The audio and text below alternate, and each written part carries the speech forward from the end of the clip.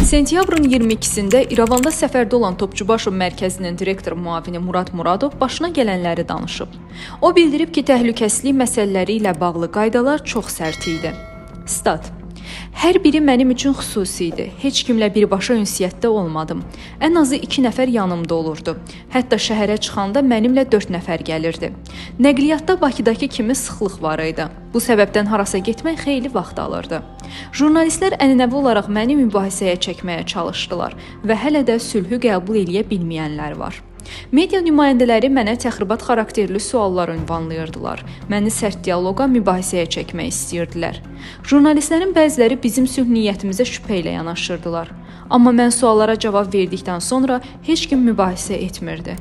2 gündə məni orada restoranlara da apardılar. Demək olar ki, mətbəxlərimiz eynidir. Hətta yeməklərin adları da oxşardı. Həmçinin musiqilərlə bağlı da eyni fikri demək olar. Statın sonu.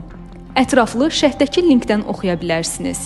Əziz izləyicilər, xəbərlərdən məlumat almaq üçün kanalımıza abunə ola bilərsiniz.